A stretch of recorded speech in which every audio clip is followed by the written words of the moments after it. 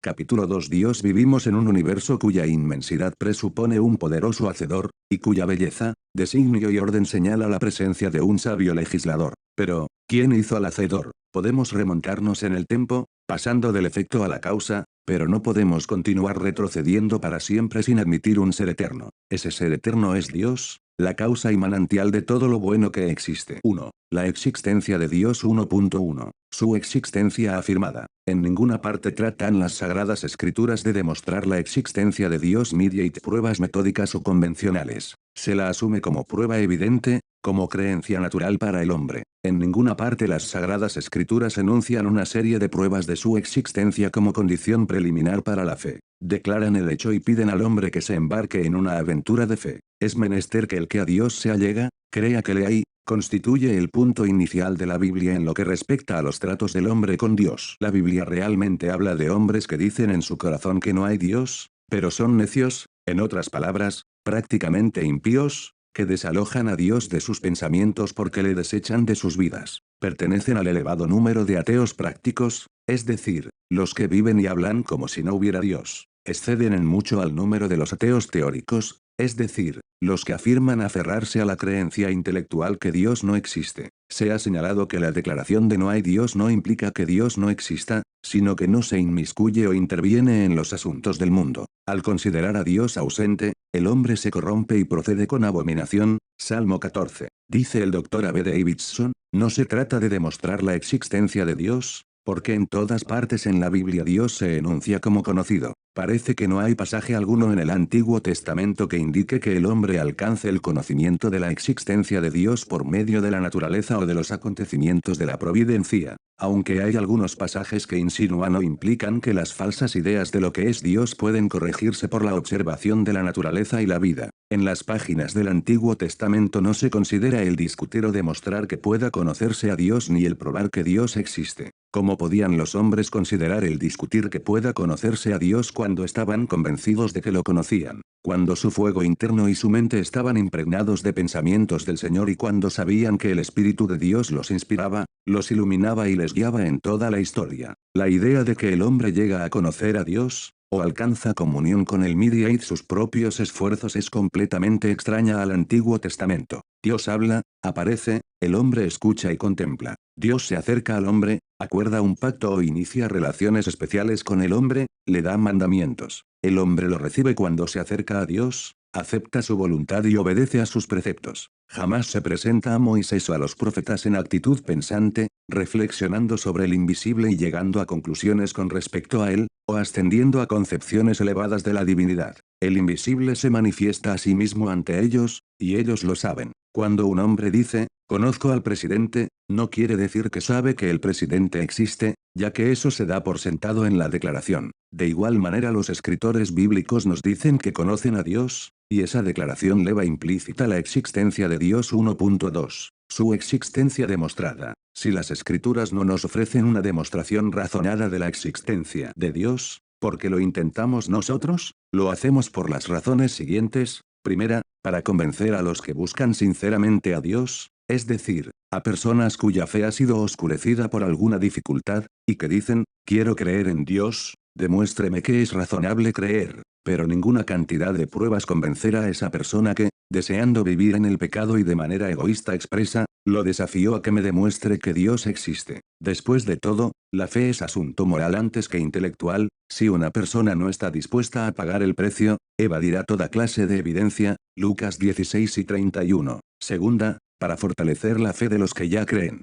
Estudian las pruebas no para creer, sino porque creen. Esa fe es tan valiosa para ellos que reciben con regocijo cualquier cosa que la aumenta o enriquece. Finalmente, con el objeto de enriquecer nuestro conocimiento de la naturaleza de Dios, pues ¿hay acaso objeto mayor de estudio y meditación que él? ¿Dónde encontramos evidencia de la existencia de Dios? En la creación, la naturaleza del hombre y la historia humana. De estas tres esferas deducimos las 5 evidencias o pruebas de la existencia de Dios. El universo debe tener una causa primera o creador. Se trata del argumento cosmológico, palabra que se deriva del vocablo cosmos, que significa mundo. El diseño evidente en el universo indica que debe existir una mente suprema. Se trata del argumento teleológico, palabra derivada del vocablo teleos, cuyo significado es diseño o propósito. La naturaleza del hombre con sus impulsos y aspiraciones indica la existencia de un gobernante personal. Se trata del argumento antropológico, de un vocablo griego, antropos, que significa hombre. La historia humana nos proporciona evidencia de una providencia que todo lo dirige. Se trata del argumento histórico. La creencia es universal. Argumento basado en el consenso unánime,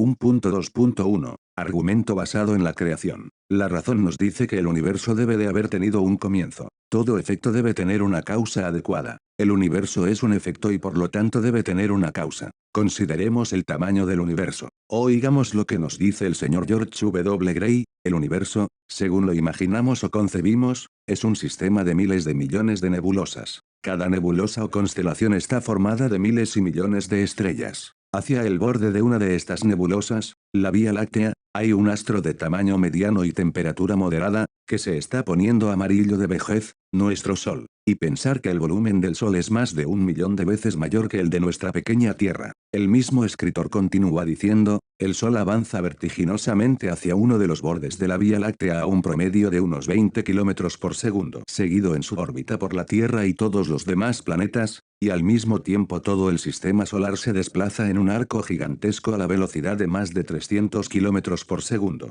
en circunstancias que la nebulosa misma gira cual si fuera un colosal molinete estelar. Mediante la fotografía de secciones del firmamento, es posible sacar un censo de las estrellas. En el observatorio de la Universidad de Harvard, en los Estados Unidos de América, el autor vio una fotografía que abarca la imagen de más de 200 vías lácteas, todas ellas tomadas en una placa de unos 35 por 45 centímetros. Se calcula que el número de nebulosas que componen el universo alcanza a 500 billones. Consideremos a nuestro pequeño planeta pletórico de seres vivientes, la existencia misma del cual revela una inteligencia superior y designio. Naturalmente surge la pregunta de cómo se originó todo. La pregunta es normal, lógica, pues nuestra mente está formada de tal manera que a todo efecto atribuye una causa. Llegamos a la conclusión luego de que el universo debe de haber tenido una causa primera o creador. En el principio, Dios, Génesis 1:1. Este argumento es presentado en forma sencilla en el incidente siguiente: un escéptico en materia de religión le dijo cierto día a una señora: antes creía en Dios, pero ahora desde que emprendí el estudio de la filosofía y las matemáticas, estoy convencido de que Dios es un vocablo hueco. Bien, dijo la señora, es cierto que no he estudiado esas materias, pero puesto que usted lo ha hecho, dígame, ¿de dónde proviene este huevo de una gallina? Por supuesto, respondió el joven. ¿Y de dónde vino la gallina de un huevo? Naturalmente. Luego la señora le preguntó: ¿me podría decir qué existió primero, la gallina o el huevo? La gallina, naturalmente, respondió el joven. Luego entonces debe haber habido una gallina sin que hubiera tenido que nacer de un huevo o uno. Debiera de haber dicho que el huevo existió primero. Luego usted dice que existió un huevo sin que fuera puesto por una gallina. El joven vaciló. Bueno, me parece que la gallina nació primero. Bien, dijo la señora, ¿quién hizo la primera gallina de la cual proceden todas las demás? ¿Qué me quiere decir con todo eso? Declaró el joven. Simplemente que aquel que creó el primer huevo o gallina es el que creó el mundo. Sin Dios, no se puede explicar ni aun la existencia de un huevo o gallina, no obstante lo cual usted quiere que yo crea que puede explicar la existencia de todo el mundo sin el 1.2.2. Argumento basado en el diseño. Tanto el diseño como la belleza son evidentes en el universo, pero el diseño y la belleza implican la presencia de un diseñador. Por lo tanto, el universo es la obra de un diseñador de suficiente inteligencia y sabiduría como para dar cuenta y razón de ellos. El gran reloj de Estrasburgo tiene, además de las características de un reloj común, una combinación de lunas y planetas que se mueven a través de los días y los meses con la exactitud de los cuerpos celestes, con grupos de figuras que aparecen y desaparecen con igual regularidad a medida que el reloj da las horas. El decir que no había diseñador, que todo ocurre al azar, es un insulto a la inteligencia y a la razón. Es tan necio asumir o creer que el universo nació de la casualidad, o en lenguaje científico, la fortuita confluencia de los átomos. Supongamos que la composición del libro El progreso del peregrino fuera descrita de la manera siguiente. El autor consiguió una carretada de tipos de imprenta y con una pala los lanzó al aire. Esos tipos, al caer, formaron gradualmente la famosa historia de Bunyan. El incrédulo más acérrimo diría, ridículo. Y así respondemos a las suposiciones del ateísmo. El examen de un reloj revela que ostenta las características de un diseño, puesto que las distintas partes están montadas para un fino propósito. Están combinadas de tal manera que produce movimiento, y este movimiento está regulado de tal manera que indica la hora del día. De esto deducimos dos cosas: primero, que el reloj tiene un fabricante o hacedor, para seguir la alegoría, y segundo, que este fabricante entendió su construcción y lo diseñó para el fin de señalar la hora. De igual manera, observamos diseño y adaptación en el mundo, y naturalmente llegamos a la conclusión de que tuvo un hacedor que lo diseñó sabiamente para el propósito que cumple. Estas conclusiones no serían afectadas por el hecho de que nunca vimos fabricar un reloj, nunca conocimos a un maestro relojero, no teníamos idea alguna con respecto a cómo se podía fabricar un reloj. De igual manera, nuestra convicción de que el universo tuvo un diseñador no es afectada por el hecho de que no observamos su construcción ni jamás vimos al diseñador. Asimismo, nuestras conclusiones no serían alteradas aunque alguien afirmara que un reloj es el resultado del funcionamiento de leyes mecánicas y se explica por las propiedades de la materia. Debemos considerarlo todavía como la obra de un hábil maestro relojero que hizo uso de estas leyes y propiedades con el objeto de que el reloj marchara. De igual manera, cuando se nos dice que el universo se debe simplemente a la operación de las leyes de la naturaleza, nos sentimos obligados a preguntar, ¿quién diseñó e impuso y usa esas leyes? Donde hay ley, tiene que haber legislador. Tomemos una ilustración de la vida de los insectos. Hay cierto insecto conocido por el nombre de ciervo volante o escarabajo cornudo. El macho tiene cuernos enormes, 2 veces el tamaño de su cuerpo, mientras que la hembra no tiene ninguno. En estado de larva tienen que sepultarse en la tierra y esperar su transformación. Son simplemente pequeños gusanos sin diferencia aparente, sin embargo, uno de ellos cava para sí un hoyo de doble profundidad que el otro. ¿Por qué? Para dar lugar a que crezcan los cuernos sin romperse. Ahora bien, ¿por qué esas larvas aparentemente similares proceden de manera tan distinta? ¿Quién le enseñó al escarabajo macho cavar un hueco de profundidad doble que el de la hembra? ¿Lo razonó por sí mismo? No, pues Dios el Creador implantó dentro de la criatura esa percepción instintiva para hacer aquello que era para su mayor bien. ¿De dónde recibió sabiduría la pequeña larva? Se puede sugerir que heredó la sabiduría de sus padres. Pero ¿puede un perro adiestrado, por ejemplo, pasar sus habilidades a los cachorros? Aun si admitimos que el instinto era heredado, quedaría todavía en pie el que alguien tiene que haber impartido instrucción al primer escarabajo cornudo. La explicación con respecto al instinto maravilloso de los animales se encuentra en el primer capítulo del Génesis, donde dice, y dijo Dios, o en otras palabras, la voluntad de Dios. Al observar el funcionamiento de un reloj, llegamos a la conclusión de que la inteligencia no reside en el reloj, sino en el maestro relojero que lo hizo. Y al observar el instinto extraordinario de la más pequeña de las criaturas, llegamos a la conclusión que la inteligencia no reside en ellas principalmente, sino en el hacedor, y que existe una mente que controla o dirige los detalles más mínimos de la vida. El Dr. Whitney, presidente que fuera de la Sociedad Americana y miembro de la Academia Americana de Artes y Ciencias, dijo en cierta oportunidad que un imán rechaza a otro por la voluntad de Dios. Y no hay hombre que pueda proporcionar hoy una información más precisa. ¿Qué quiere decir por la voluntad de Dios?, se le preguntó. El Dr. Whitney respondió, ¿qué quieren decir ustedes cuando hablan de la luz? Hemos enunciado la teoría corpuscular, la teoría de las ondas, y ahora la teoría de los cuanta, y todas ellas no son otra cosa que conjeturas de sabios. Una explicación tan buena como cualquier otra es afirmar que la luz viaja por la voluntad de Dios. La voluntad de Dios, la ley que descubrimos, pero no podemos explicar, es final. El señor A.J. Pace, dibujante de la revista Sunday School Times, nos cuenta con respecto a una entrevista con el extinto Wilson J. Bentley, experto en microfotografía, fotografía que se obtiene de la imagen microscópica. Durante más de 30 años ese hombre había tomado fotografías de cristales de nieve, y después de haber fotografiado a miles de esas formas cristalinas, había observado 3 hechos notables, a saber, primero, que jamás había encontrado dos iguales, segundo, que cada uno de ellos tiene hermosa forma, y tercero, que invariablemente tiene 6 puntas. Cuando se le preguntó a qué atribuía esa simetría de 6 puntas, expresó, naturalmente que nadie lo sabe, sino Dios. Pero, he aquí mi teoría. Como usted sabrá, los cristales de nieve se forman del vapor de agua a temperaturas por debajo del grado de congelación, y el agua se compone de 3 moléculas, 2 de hidrógeno y una de oxígeno. Ahora bien, cada una de las moléculas está cargada de electricidad positiva y negativa, la tendencia de las cuales es polarizarse en lados opuestos. Como usted ve, el número 3 figura desde el principio en la cuestión. ¿Cómo se pueden explicar esos curiosos puntos y lazos, esas curvas elegantes, esos bordes delicadamente biselados? todos ellos agrupados alrededor del centro en perfecta simetría, preguntó el señor Pace. Se encogió de hombros y respondió, solo el artista que los diseñó sabe cómo se hacen. Su declaración de que el número 3 figura desde el principio en la cuestión me dejó pensando. ¿No será acaso que el Dios Trino y Uno que ha diseñado toda la hermosura de la creación ha puesto el sello de la Trinidad en estas frágiles estrellas de cristales de nieve, de la misma manera que el artista estampa su firma en una obra maestra? Al examinar uno de estos cristales de nieve, uno observa al instante que el principio prevaleciente que subraya la estructura del copo de nieve es el del hexágono o polígono de 6 lados. Ahora bien, el hexágono es una figura única en la geometría en el sentido de que el lado del hexágono regular inscrito en el círculo es igual al radio de dicho círculo. En otras palabras, tenemos 6 triángulos equiláteros perfectos, situados alrededor de un núcleo, y todos los ángulos son de 60 grados. Cada triángulo constituye la tercera parte de toda el área a cada lado de la línea recta,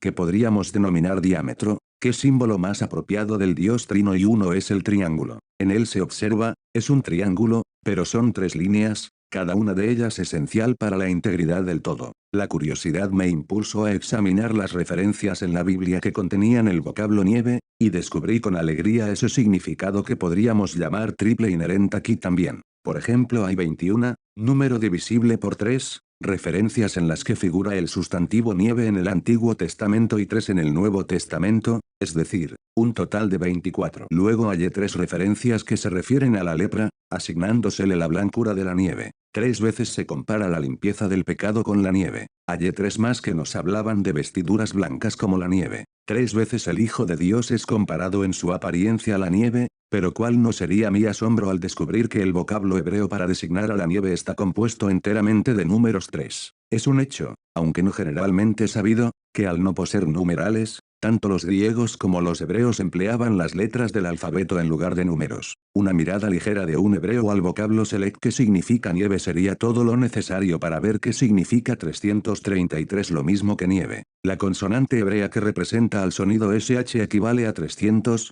la segunda consonante, L equivale a 30, y la tercera, G a 3. Súmelos y tendrá 333, o sea 3 dígitos de 3. Curioso, ¿no es verdad? Recuérdese que el hebreo original carecía de vocales, pero, ¿por qué no podemos esperar exactitud matemática en un libro que tiene inspiración plenaria y tan maravilloso como el mundo que ha hecho Dios? De Dios se dice lo siguiente, Él hace grandes cosas, que nosotros no entendemos. Porque a la nieve dice, desciende a la tierra. Job 37, 5, 6. He tratado durante 2 días de dibujar, según el modelo divino, 6 cristales de nieve con lapicera y tinta, y estoy terriblemente fatigado con qué facilidad que él lo hace. Le dice a la nieve, habla y es hecho. Trátese de imaginar cuántos millones de billones de cristales de nieve pueden caer en una hectárea de terreno en una hora, e imagínese si puede la sorprendente verdad de que cada uno de esos cristales tiene individualidad o personalidad propia, y un diseño que no se repite ni repetirá en tormenta alguna. Tal conocimiento es demasiado maravilloso para mí,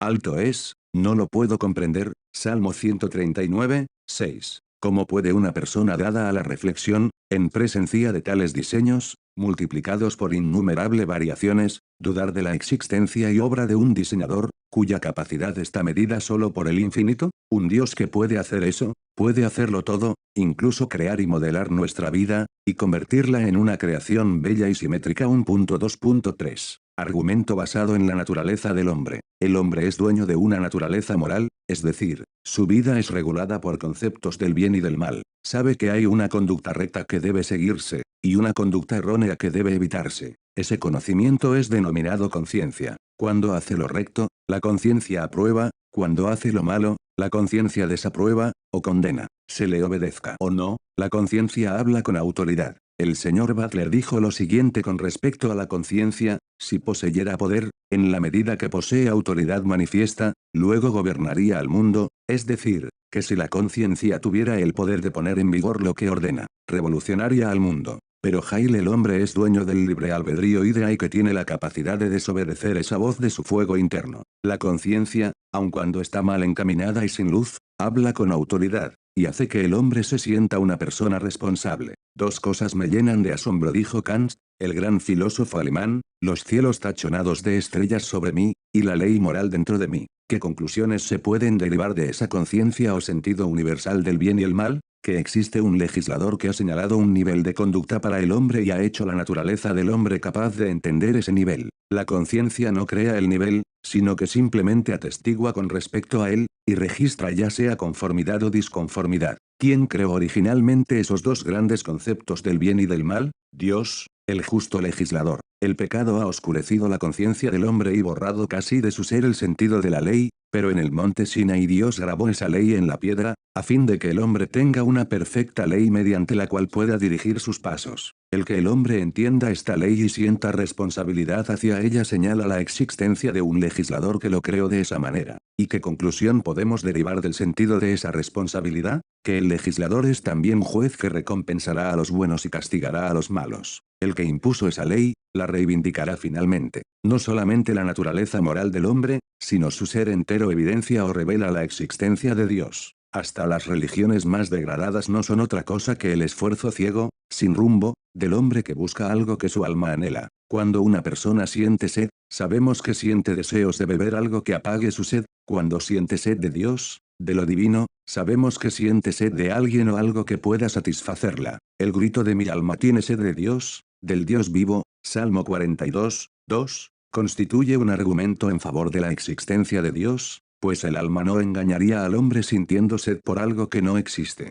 Un sabio de la iglesia primitiva dijo en cierta oportunidad, nos has hecho para ti mismo, y el corazón no halla reposo hasta que no encuentra descanso en ti. 1.2.4. Argumento basado en la historia. La marcha de los acontecimientos en la historia mundial proporciona pruebas de que existe una fuerza y una providencia que los rige. Toda la historia de la Biblia fue escrita para revelar a Dios en la historia, es decir, para ilustrar la obra de Dios en los asuntos humanos. Los principios del gobierno moral de Dios se manifiestan en la historia de las naciones tanto como en la experiencia del hombre, escribe el reverendo D. S. Clark, Comunidad Europea. Salmo 75, 7, Daniel 2 y 21. 5 y 21, el protestantismo inglés considera la derrota de la Armada Española como una intervención divina. La colonización de los Estados Unidos de América por inmigrantes protestantes lo salvó de la suerte corrida por América del Sur y por ende, salvó el mundo para la democracia. ¿Quién podría negar que la mano de Dios está en todo esto? La historia del mundo,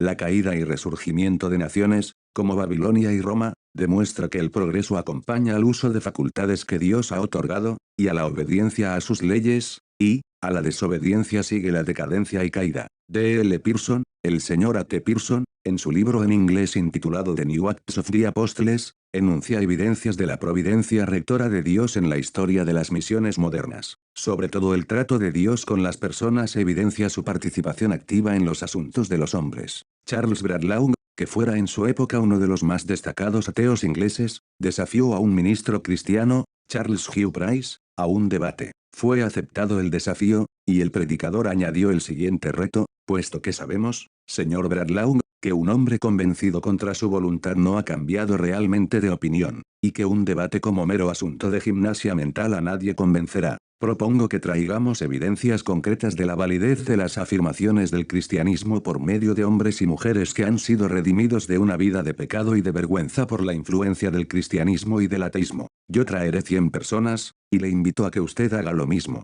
Si no puede traer 100, señor Bradlaugh, para igualar a los 100 que yo traeré, quedaré satisfecho si trae 50 hombres y mujeres que testifiquen que han sido salvadas de una vida vergonzosa por la influencia de sus enseñanzas ateas. Si no puede traer 50, traiga 20 personas que con rostros resplandecientes como las mías testifiquen de que sienten un gozo profundo y viven con dignidad, como resultado de sus enseñanzas ateas. Si no puede traer 20, me conformaré con 10. ¿Qué digo, señor Bradlaugh? Lo desafío a que traiga uno solo, un hombre o una mujer que dé tal testimonio con referencia a la influencia edificante de sus enseñanzas ateas. Los creyentes que yo traeré, hombres y mujeres, presentarán una prueba irrefutable con respecto al poder salvador de Jesucristo en la vida de los que han sido redimidos de la esclavitud del pecado y la vergüenza. Quizá, señor Bradlaugh, esta será la demostración real de la validez de las afirmaciones del cristianismo. El señor Bradlaugh retiró su reto. 1.2.5. Argumento basado en la creencia universal.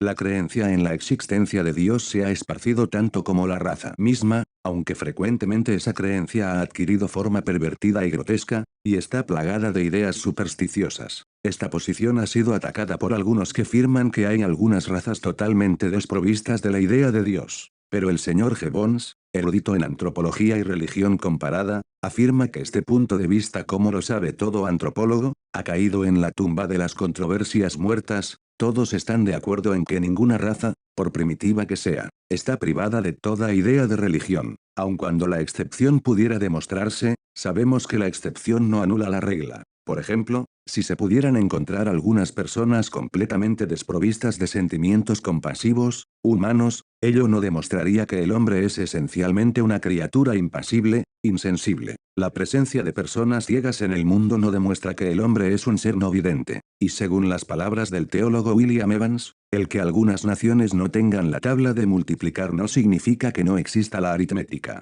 ¿De qué manera se originó esta creencia universal? La mayor parte de los ateos parece imaginarse que un grupo de teólogos listos se reunieron en sesión secreta, inventaron la idea de Dios y la presentaron al mundo. Pero así como no se puede decir que los astrónomos inventaron las estrellas ni los botánicos las flores, así tampoco se puede afirmar que los teólogos inventaron a Dios. Es indudable que los antiguos tenían ideas equivocadas con respecto a los cuerpos celestes, pero ello no refutó la idea de la existencia de dichos cuerpos. Y si el género humano ha sostenido ideas falsas, tergiversadas, con respecto a Dios, ello implica que existía un Dios con respecto al cual podían tener ideas erróneas. Este conocimiento universal no nació necesariamente del razonamiento, pues hay hombres que razonan, no obstante lo cual niegan la existencia de Dios. Pero es evidente que el mismo Dios que hizo la naturaleza, con sus hermosuras y maravillas, también hizo al hombre capaz de ver a través de la naturaleza al creador de ella. Porque lo que de Dios se conoce les es manifiesto,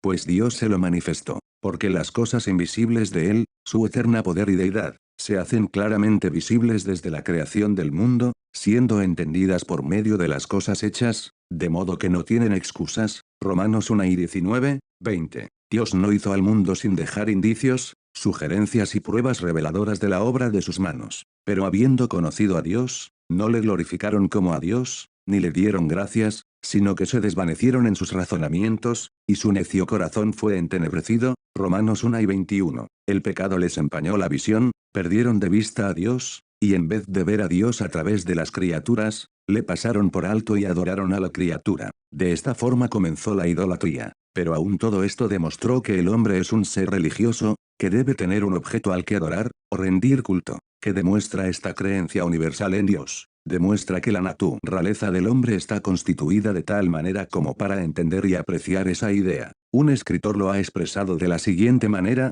el hombre es incurablemente religioso. Esa creencia profundamente arraigada ha producido una religión que en su más amplio significado abarca: 1. La aceptación de que existe un ser superior a las fuerzas de la naturaleza. 2. Un sentimiento de dependencia de Dios, como fuerza que controla el destino del hombre. Este sentimiento de dependencia es desesperado en el hombre por el pensamiento de su propia debilidad y pequeñez, y por la grandeza del universo. 3. La convicción de que puede existir un intercambio amistoso, y de que en esta unión hallará seguridad y felicidad. De esta manera vemos que el hombre está constituido en forma natural para creer en la existencia de Dios, para confiar en su bondad y adorar en su presencia. Esa inclinación religiosa no se encuentra en las criaturas inferiores de la creación. Por ejemplo, sería inútil tratar de enseñarle religión al tipo más elevado de mono, pero al tipo más bajo de hombre se le puede enseñar con respecto a Dios. ¿Por qué? El animal carece de naturaleza religiosa, no ha sido hecho a la imagen de Dios. El hombre tiene una naturaleza religiosa y debe poseer algún objeto de adoración. 1.3. Su existencia negada. El ateísmo consiste en la negación absoluta de la existencia de Dios. Algunos ponen en tela de juicio el que haya ateos verdaderos, pero si los hay, no se puede demostrar que busquen sinceramente a Dios, o que sean lógicamente consecuentes. Puesto que los ateos se oponen a las convicciones más profundas y fundamentales de la raza, la responsabilidad de probar lo que sostienen descansa en ellos. No pueden con sinceridad y lógica afirmar que son ateos, a menos que puedan establecer que Dios no existe. Ahora bien, es innegable que las pruebas en favor de la existencia de Dios superan en mucho la evidencia en contra. A este respecto escribe el señor D. S. Clark: una pequeña prueba puede demostrar que hay un Dios, mientras que ninguna cantidad de pruebas que el hombre pueda presentar demostrará jamás que no hay Dios. La huella de la pata de un pájaro en una roca demostraría que en alguna época un pájaro había llegado hasta la costa atlántica. Pero antes que alguien afirme que jamás existieron pájaros en dicha costa, debe conocer primero toda la historia de la región,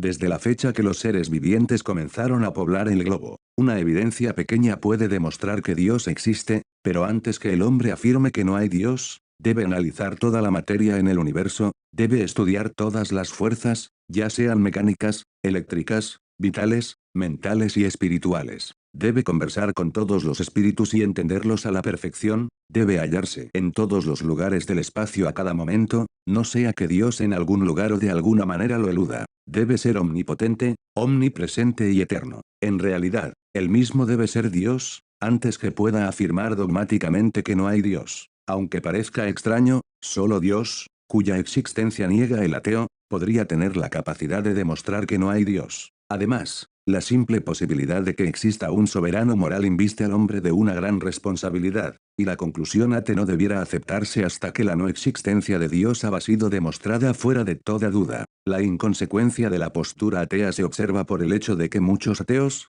al encontrarse en peligro o dificultades, han orado. El huracán de la vida ha asolado el refugio de sus teorías, y dejado a la intemperie los cimientos de su fe, y han procedido como seres humanos. Decimos humanos porque el que niega a la existencia de Dios frustra y sofoca los instintos más profundos y nobles del alma. Blaise Pascal, el famoso filósofo, teólogo y matemático francés, dijo, el ateísmo es una enfermedad. Cuando el hombre pierde su fe en Dios, ello no se debe a ningún argumento, no importa con cuánta lógica exprese su negación, sino a un quebranto interno, traición o descuido, o de lo contrario algún ácido destilado en el alma ha disuelto la perla de gran precio. El siguiente incidente, narrado por un noble ruso, ilustra el punto. Corría el mes de noviembre de 1917 cuando dos bolcheviques habían derrocado al gobierno de Kerensky y habían iniciado el reinado del terror. Cierto noble se hallaba en su casa materna, en peligro constante de ser arrestado. Sonó el timbre de la puerta de calle, y la sirvienta que salió a la puerta trajo de vuelta una tarjeta con el nombre del príncipe Kropotkin,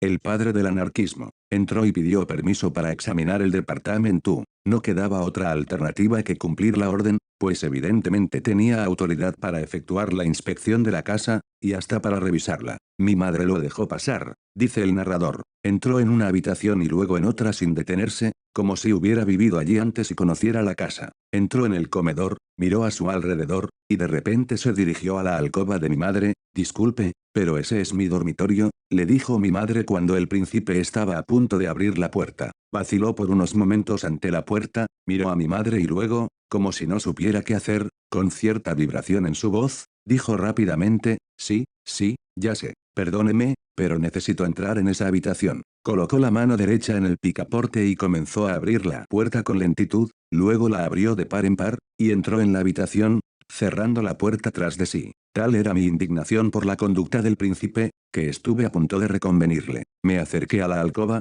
abrí la puerta de un tirón, y me quedé plantado en el lugar. El príncipe Kropotkin se encontraba de rodillas orando en la habitación. No le podía ver el rostro, pero allí de rodillas parecía tan humilde al musitar con fervor una oración. Tan absorto estaba que ni siquiera se dio cuenta que yo me encontraba allí. En un instante toda mi ira, mi odio hacia este hombre se evaporó como niebla bajo los candentes rayos del sol. Me embargaba emoción tan profunda que cerré sigilosamente la puerta. El príncipe Kropotkin permaneció en la habitación por unos 20 minutos. Por fin se abrió la puerta y apareció el príncipe con la actitud de un niño que hubiera sido sorprendido en una falta, sin levantar sus ojos y como si reconociera su culpa. Pero una sonrisa iluminaba su rostro. Se acercó a mi madre, le tomó las manos, las besó, y le dijo con voz suave, le agradezco que me haya permitido visitar su casa. No se enoje. Le explicaré, en esa alcoba falleció mi madre. Fue un profundo consuelo para mí entrar en esa habitación. Gracias, muchas gracias. Su voz temblaba de emoción.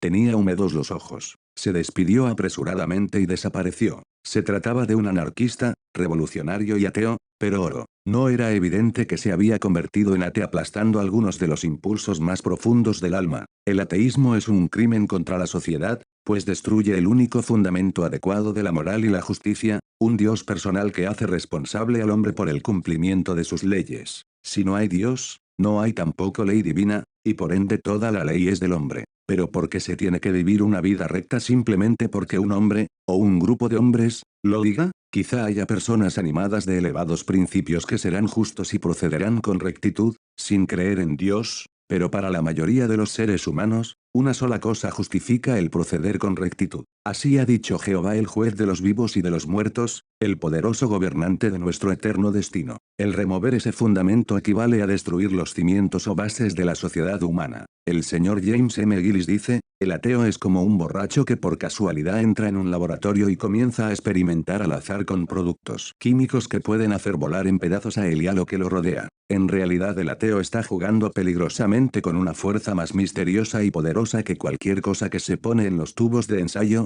más misterioso que el rayo de la muerte de la ciencia. Es imposible imaginarse lo que ocurriría si el ateo lograra realmente extinguir la creencia en Dios. En toda la historia trágica de este planeta, no ha habido acontecimiento alguno que podría servir como símbolo de ese cataclismo universal. El ateísmo es un crimen contra el hombre. Trata de desalojar del corazón del hombre su anhelo de lo espiritual, su sed de lo infinito. Los ateos protestan contra los crímenes de la religión y reconocemos que la religión ha sido pervertida por el profesionalismo en el sacerdocio y por el clericismo. Pero el intento de borrar la idea de Dios porque se ha abusado de ella es tan lógico como intentar desarraigar el amor del corazón del hombre porque en algunos casos se ha pervertido y degradado. 2. La naturaleza de Dios. 2.1. El punto de vista bíblico, los nombres de Dios, quién es y qué cosa es Dios. La mejor definición que jamás se haya dado se encuentra en el Catecismo de Westminster, que dice, Dios es espíritu, infinito, eterno e inmutable en su ser, sabiduría, poder, santidad, justicia, bondad y verdad. La definición bíblica se puede formular del estudio de los nombres de Dios. El nombre de Dios, en las Sagradas Escrituras, significa más que una combinación de sonidos, representa su carácter revelado. Dios se revela mediante la proclamación de su nombre, Omidia y el dar a conocer su nombre, Éxodo 6, 3. 33 horas y 19 minutos. 34, 5, 6. El adorar a Dios significa invocar su nombre, Génesis 12, 8, temerle, Deuteronomio 28 horas y 58 minutos, alabarle, 2 Samuel 22 y 50, glorificarle, Salmo 86, 9. Es maldad tomar su nombre en vano, Éxodo 20, 7, o profanarlo o blasfemarlo, Levítico 18 y 21, 24 y 16. El reverenciar a Dios es santificar o reverenciar su nombre, Mateo 6, 9. El nombre de Dios defiende a su pueblo, Salmo 20, 1, y por amor de su nombre Él no los desamparará, 1 Samuel 12 y 22.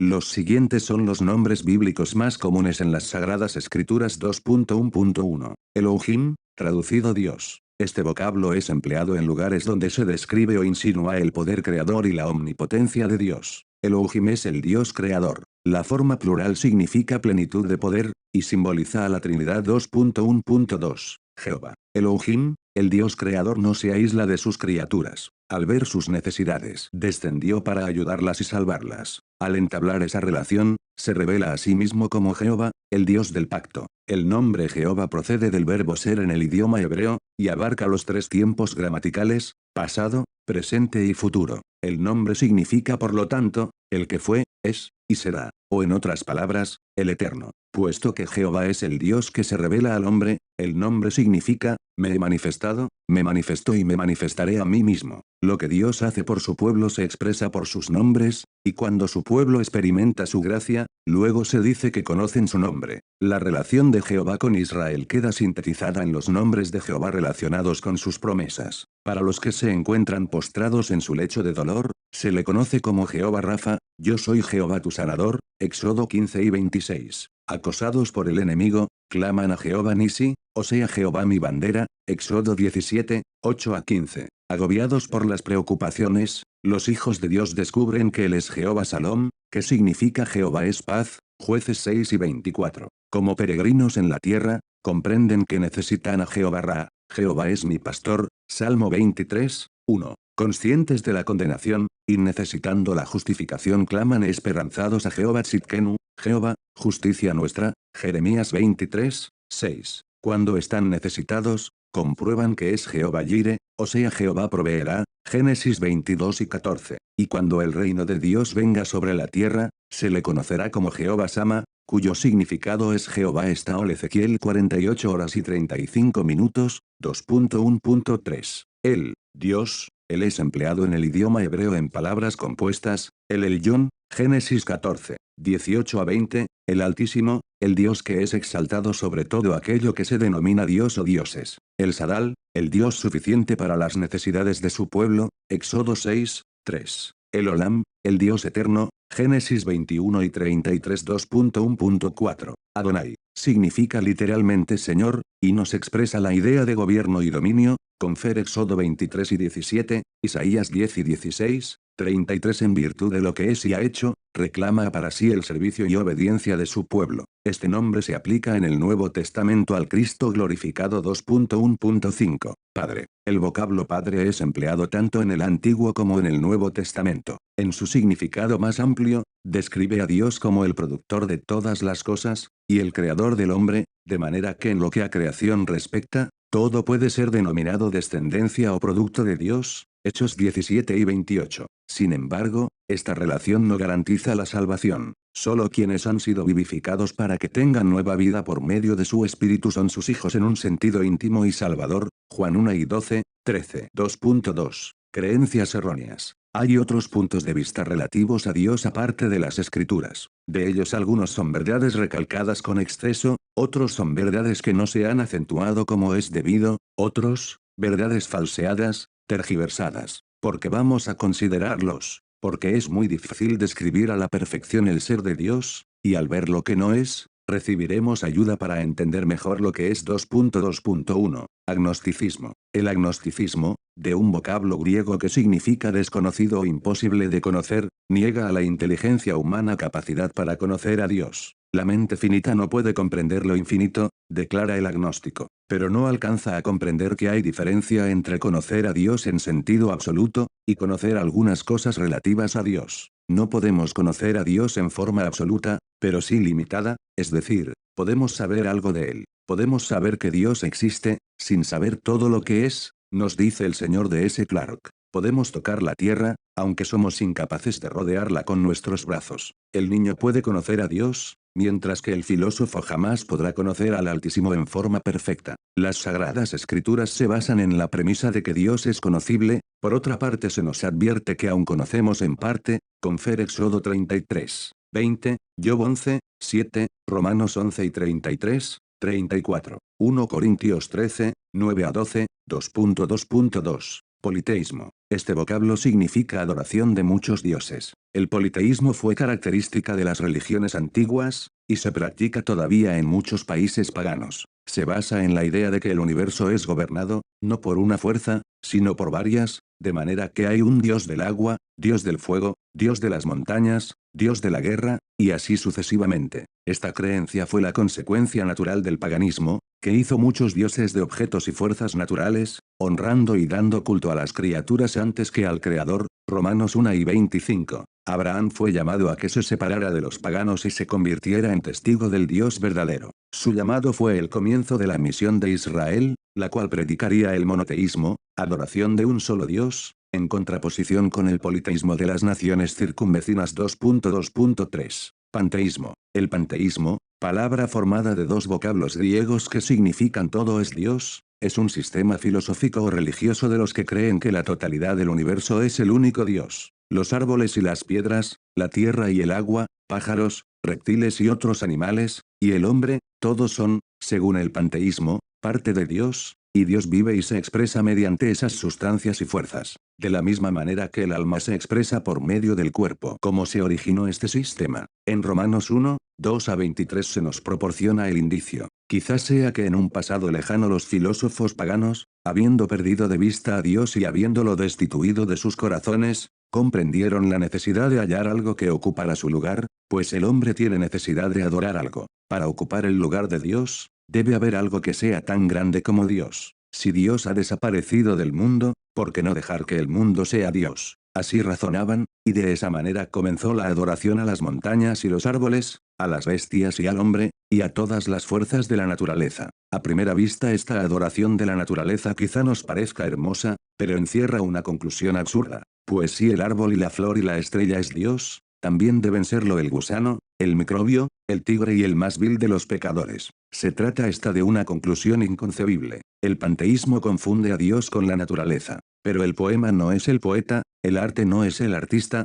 la música no es el músico y la creación no es Dios. Una hermosa tradición hebrea nos narra de qué manera el patriarca Abraham percibió la distinción. Cuando Abraham comenzó a reflexionar con respecto a la naturaleza de Dios, confundió al principio las estrellas por deidades, en virtud de su esplendor y hermosura, pero cuando comprendió que su luz era eclipsada por la de la luna, luego pensó que la luna era una deidad. La luz de la luna desapareció sin embargo al salir el sol, y Abraham pensó entonces que este era una deidad. Sin embargo, durante la noche, el sol desaparecía también. Debe de haber algo en el mundo mayor que esas constelaciones, pensó Abraham, y fue así que de la adoración a la naturaleza pasó a adorar al Dios de la naturaleza. Las sagradas escrituras corrigen ese punto de vista falso, tergiversado, del panteísmo. Aunque el texto sagrado nos enseña que Dios se revela en la naturaleza, al mismo tiempo hace una distinción entre Dios y la naturaleza. El panteísmo dice que Dios es el universo, la Biblia expresa que Dios hizo el universo. ¿Dónde se profesa en la actualidad el panteísmo? En primer lugar,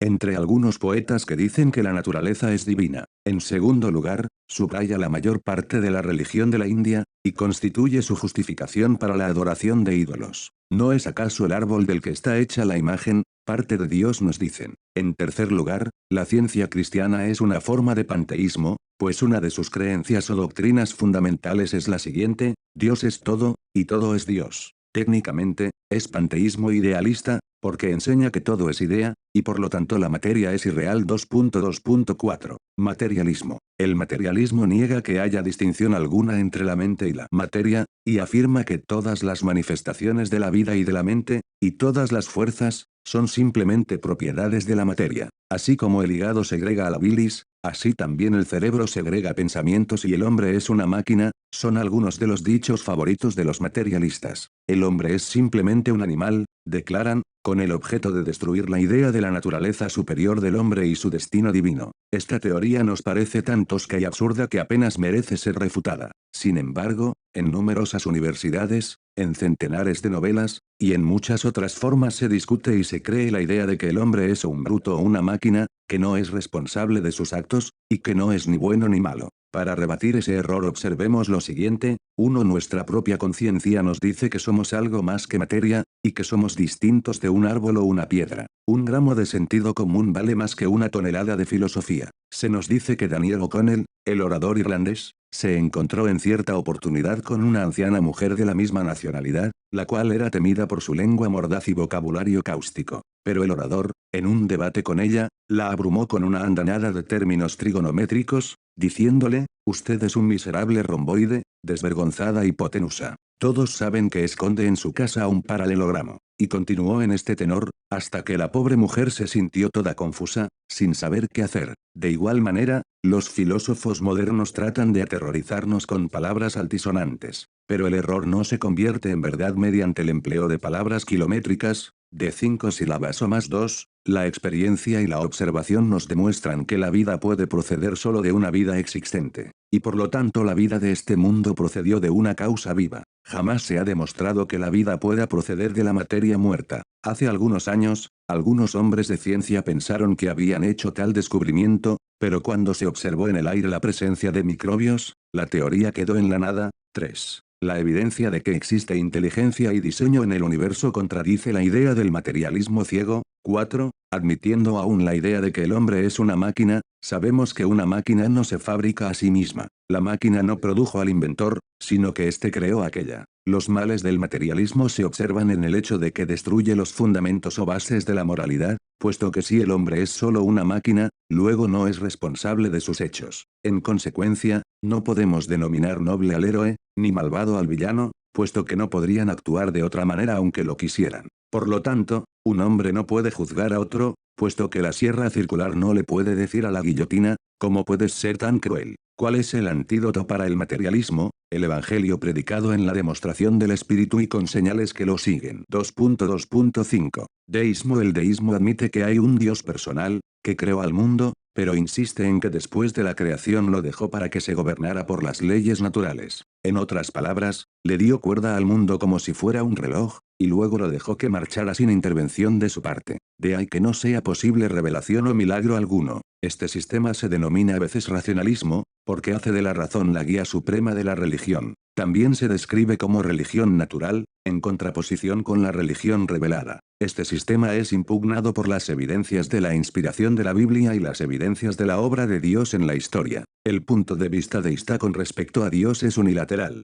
Las Sagradas Escrituras enseñan dos verdades importantes con respecto a la relación de Dios con el mundo. Primera, su trascendencia, significando su separación del mundo y del hombre, y su elevación por sobre ellos, Isaías 6, 1. Segunda, su inminencia, significando su presencia en el mundo y proximidad al hombre, Hechos 17 y 28, Efesios 4, 6. El deísmo recalca con exceso la primera verdad, mientras que el panteísmo recalca la segunda. Las Sagradas Escrituras nos proporcionan un punto de vista verdadero y equilibrado. Dios está separado del mundo y es realmente superior a él, pero por otra parte, está en el mundo, envió al Hijo para que estuviera con nosotros, y el Hijo envió al Espíritu Santo para que estuviera en nosotros. De manera entonces que la doctrina de la Trinidad evita estos dos extremos. A la pregunta de ¿está Dios fuera del mundo o en él? La Biblia responde, está fuera y dentro del mundo. 3. Los atributos de Dios. Puesto que Dios es un ser infinito, es imposible para criatura alguna conocerlo exactamente tal cual es. No obstante, se ha dignado amorosamente revelarse en un idioma que podemos entender, y esa revelación está contenida en las Escrituras. Por ejemplo, Dios dice de sí mismo, yo soy santo. Por lo tanto podemos decir que Dios es santo. La santidad es entonces un atributo de Dios, porque la santidad es una cualidad que le podemos atribuir o asignar a Dios. De manera entonces que podemos regular nuestros pensamientos e ideas con respecto a Dios con la ayuda de la revelación que Dios ha dado de sí mismo. ¿Qué diferencia hay entre los nombres de Dios y los atributos de Dios? Los nombres de Dios expresan su ser todo, mientras que sus atributos indican varias facetas o aspectos de su carácter. Hay muchas cosas que se pueden decir de un ser tan elevado, excelso, como Dios, y nuestra tarea quedará facilitada si clasificamos sus atributos. El comprender a Dios con amplitud, en sentido absoluto, equivaldría a tratar de encerrar el océano Atlántico en una taza. Pero él se ha revelado lo suficiente como para satisfacer nuestra capacidad mental. La clasificación siguiente quizá sea útil. 1. Atributos no relacionados, es decir,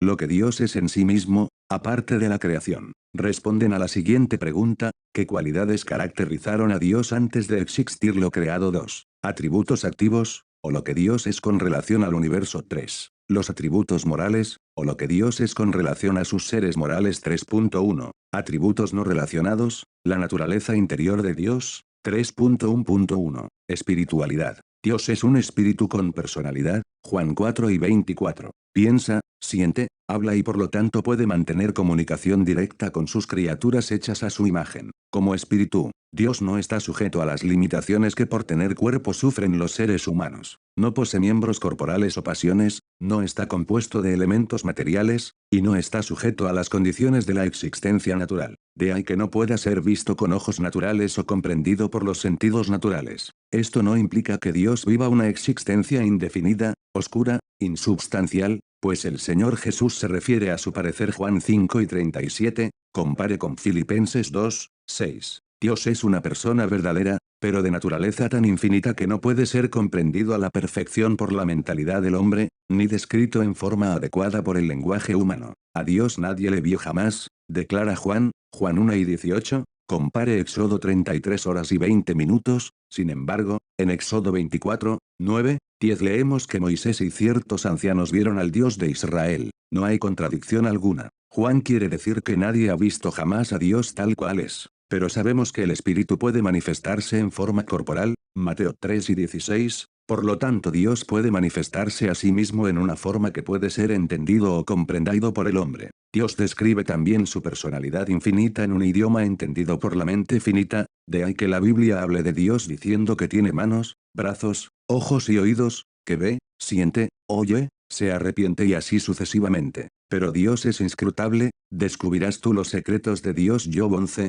7. Nuestra respuesta debe ser la siguiente, no tenemos nada con que sacarla, y el pozo es hondo, Juan 4 y 11, 3.1.2. Infinidad. Dios no está sujeto a las limitaciones humanas y naturales. La infinidad de Dios puede ser considerada de dos maneras, 1. Con relación al espacio, Dios se caracteriza por la inmensidad, 1 Reyes 8 y 27, es decir, la naturaleza de la deidad está igualmente presente en el todo del espacio infinito, como en cada una de sus partes. No existe parte de la existencia que no sea afectada por su presencia y vigor, y punto alguno del espacio puede sustraerse a su influencia. Su centro está en todas partes, su circunferencia en ninguna. No obstante, debemos recordar que en un sitio particular, su presencia y su gloria se revelan en forma extraordinaria, en el cielo. 2. Con relación al tiempo, Dios es eterno, Éxodo 15 y 18, Deuteronomio 33 horas y 27 minutos, Nehemías 9, 5, Salmo 90, 2, Jeremías 10 y 10, Apocalipsis 4, 8 a 10. Ha existido desde la eternidad, y existirá hasta la eternidad. El pasado, el presente y el futuro son el presente para su mente. Por ser eterno, es inmutable, Jesucristo es el mismo ayer, y hoy, y por los siglos. Se trata de una verdad consoladora para el creyente, que puede descansar confiado en la verdad de que el eterno Dios es tu refugio, y acá abajo los brazos eternos, Deuteronomio 33 horas y 27 minutos. 3.1.3. Unidad OVE, Israel, Jehová nuestro Dios, Jehová uno es, era base fundamental de la religión del Antiguo Testamento, y el mensaje distintivo, característico a un mundo que adoraba a muchos dioses falsos, confer Éxodo 20, 3, Deuteronomio 4 y 35, 39, 6, 4, 1 Samuel 2, 2, 2 Samuel 7 y 22, 1 Reyes 8, 60, 2 Reyes 19 y 15,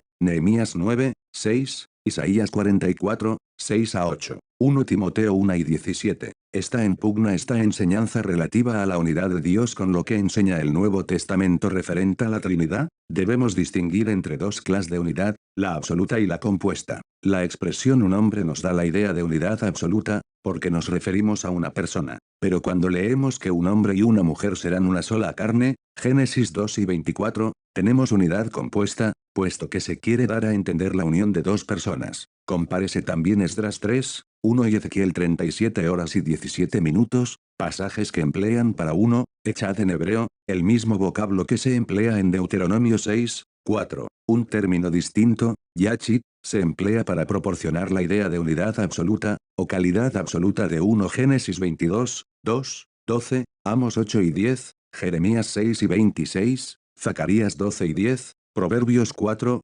3, Jueces 11 y 34. ¿A qué unidad se refiere Deuteronomio 6, 4? En virtud de que la frase nuestro Dios está en plural en el idioma original hebreo, Elohim, llegamos a la conclusión de que quizás se indique una unidad compuesta. La doctrina de la Trinidad nos enseña la unidad de Dios como unidad compuesta, incluyendo tres personas divinas, unidas media y tuna eterna y a la vez esencial unidad. 3.2. Atributos activos, Dios y el universo. 3.2.1. Omnipotencia. La omnipotencia de Dios significa dos cosas: 1, su libertad y poder para hacer todo lo que es consecuente con su naturaleza. Porque nada hay imposible para Dios. Naturalmente que esto no significa que puede hacer o hará cosa alguna contraria a su propia naturaleza, por ejemplo, mentir o robar, o que hará una cosa absurda o contradictoria o antinómica, como por ejemplo un círculo triangular o agua seca. 2. Su control y soberanía sobre todo lo hecho o que puede ser hecho. Pero si eso es así, ¿por qué se practica el mal en el mundo? Porque Dios ha dotado al hombre de un libre albedrío que él no violará. Por lo tanto permite acciones malvadas, pero con un propósito sabio, y con el objeto o perspectiva de vencer finalmente al mal. Solo Dios es todopoderoso, y ni aun Satanás puede hacer nada sin su consentimiento. Lea Job, capítulos 1 y 2. Toda la vida es sostenida de Dios, Hebreos 1, 3, Hechos 17 y 25, 28, Daniel 5 y 23, la existencia del hombre es como las notas de un órgano, que duran mientras los dedos de Dios están en el teclado. Por lo tanto, toda vez que una persona peca, está empleando el propio poder del Creador para afrontarlo. Confer Génesis 1, 1, 17, 1, 18, 14, Éxodo 15, 7, Deuteronomio 3 y 24, 32 horas y 39 minutos, 1 Crónicas 16 y 25, Job 42, 2, Isaías 40 horas y 12 minutos 15, Jeremías 32 horas y 17 minutos, Ezequiel 10, 5, Daniel 3 y 17, 4 y 35, Amos 4 y 13, 5, 8, Zacarías 12, 1, Mateo 19 y 26, Apocalipsis 15, 3, 19, 6, 3.2.2. Omnipresencia. ¿Qué diferencia hay entre inmensidad y omnipresencia? Inmensidad es la presencia de Dios con relación al espacio, mientras que omnipresencia es su presencia vista con relación a sus criaturas. Está presente entre sus criaturas o seres en las maneras siguientes: 1. Gloriosa, entre las huestes que lo adoran en el cielo, Isaías 6, 1 a 3, 2. Eficaz, en el orden natural, Nahum 1, 3, 3. Providencial, en los asuntos del hombre, Salmo 68, 7 a 8,4. Atenta, para los que le buscan, Mateo 18 y 19, 20, Hechos 17 y 27, 5, judiciaria, para la conciencia de los malvados, Génesis 3, 8, Salmo 68, 1, 2. El hombre no puede esperar encontrar un rincón en el universo, donde puede escapar la ley de su hacedor. Si Dios está en todas partes, tiene que estar también en el infierno, manifestó cierto día un ciudadano chino a un creyente de la misma nacionalidad. ¿Su ira está en el infierno?, fue la rápida respuesta. Se nos dice que cierto día un ateo escribió lo siguiente: Dios no está aquí. Su hijita, que estaba aprendiendo las primeras letras, leyó: Dios nuestro aquí. Ello lo convenció de su error, le hizo comprender su pecado. 6. Corporal, en el Hijo, Colosenses 2, 9. Dios con nosotros. 7. Mística, en la Iglesia, Efesios 2 y 12, 22, 8. Oficial, con sus obreros, Mateo 28 horas y 19 minutos, 20. Aunque Dios está en todas partes, no significa que habite en todas partes. Solo cuando entra en relación directa con un grupo o con una persona, se dice que habita o vive en ellos. Génesis 28 horas y 15 minutos, 16, Deuteronomio 4 y 39, Josué 2 y 11, Salmo 139, 710, Proverbios 15, 3, 11, Isaías 66, 1, Jeremías 23 y 23, 24, Amos 9, 2, 6, Hechos 7 y 48, 49, Efesios 1 y 23, 3.2.3. Omnisciencia. El conocimiento de Dios es perfecto, no tiene que razonar o reflexionar, o descubrir cosas, o aprender gradualmente, puesto que sus conocimientos con respecto al pasado, presente y futuro son instantáneos. Gran consuelo proporciona estudiar este atributo. En todas las pruebas de la vida, el creyente puede estar seguro de que vuestro Padre sabe, Mateo 6, 8. La siguiente dificultad se les presenta a algunos: puesto que Dios sabe todas las cosas, sabe quién se perderá, por lo tanto, ¿cómo puede una persona evitar perderse? Pero el que Dios sepa de antemano de qué manera empleará una persona su libre albedrío no significa que influirá en la elección de éste. Dios prevé el futuro, pero no lo fija o determina para el hombre. Génesis 18 y 18, 19, 2 Reyes 8 y 10, 13, 1 Crónicas 28, 9, Salmo 94, 9, 139, 1 a 16, 147, 4, 5, Proverbios 15, 3, Isaías 29 horas y 15 minutos, 16, 40 horas y 28 minutos, Jeremías 1, 4,5, Ezequiel 11, 5, Daniel 2 y 22, 28, Amos 4 y 13, Lucas 16 y 15, Hechos 15, 8, 18, Romanos 8 y 27, 29, 1 Corintios 3 y 20, 2 Timoteo 2 y 19, Hebreos 4 y 13, 1 Pedro 1, 2, 1 Juan 3 y 20, 3.2.4. Sabiduría. La sabiduría de Dios es una combinación de su omnisciencia y omnipotencia. Tiene poder para aplicar sus conocimientos de manera que los propósitos mejores sean realizados o cumplidos por los mejores medios posibles. Dios hace siempre lo que corresponde, de la manera correcta, en el momento oportuno. En las Sagradas Escrituras se dice del Señor: bien lo ha hecho todo. Cuando Dios diseña todas las cosas y gobierna el curso de los acontecimientos a fin de que se cumplan sus buenos propósitos, llamamos a ello providencia. La providencia general de Dios está relacionada con el gobierno del universo en general. Su providencia particular tiene que ver con los detalles de la vida del hombre. Salmo 104 horas y 24 minutos, Proverbios 3, 19, Jeremías 10 y 12, Daniel 2 y 20, 21, Romanos 11, 33, 1 Corintios 1 y 24, 25, 30, 2, 6, 7, Efesios 3 y 10, Colosenses 2, 2, 3, 3.2.5. Soberanía. Dios tiene absoluto derecho de gobernar y disponer de sus criaturas según su voluntad. Daniel 4 y 35, Mateo 20 y 15, Romanos 9 y 21, posee este derecho en virtud de su infinita superioridad, de su propiedad absoluta de todo, y de la absoluta dependencia que todas las cosas tienen de él para su continuación. Por lo tanto, no es solo necio sino también malvado criticar su conducta. El señor D. S. Clarke nos dice lo siguiente: la doctrina de la soberanía de Dios es muy provechosa y estimulante. Si se nos diera a elegir, ¿qué elegiríamos? ¿Ser gobernados por el destino ciego, o la suerte caprichosa, o la ley natural irrevocable, o nuestro criterio miope y pervertido, o por un Dios infinitamente sabio, santo, amoroso y poderoso? El que rechaza la soberanía de Dios, puede elegir entre lo que queda. 3.3. Atributos morales, Dios y las criaturas morales. Al pasar revista al trato de Dios con la humanidad, aprendemos lo siguiente. 3.3.1 Santidad. La santidad de Dios significa esta absoluta pureza moral, no puede pecar ni tolerar el pecado, confer Éxodo 15 y 11, Levítico 11 y 44, 45, 20 y 26, Josué 24 y 19, 1 Samuel 2, 2, Salmo 5, 4, 111, 9, 145 horas y 17 minutos, Isaías 6, 3, 43 horas y 14 minutos, 15, Jeremías 23, 9, Lucas 1 y 49, Santiago 1 y 13, 1 Pedro 1 y 15, 16, Apocalipsis 4, 8, 15, 3, 4, la raíz etimológica del vocablo santo es separado, apartado. ¿En qué sentido está separado Dios? Está separado del hombre en lo que respecta a espacio. Y está en el cielo, el hombre en la tierra. Está separado del hombre en naturaleza y carácter. Dios es perfecto, el hombre imperfecto, Dios es divino, el hombre humano, Dios es moralmente perfecto, el hombre es pecaminoso. Vemos que la santidad es el atributo que establece y preserva la distinción entre Dios y las criaturas. Denota no solo un atributo de Dios, sino la naturaleza divina misma.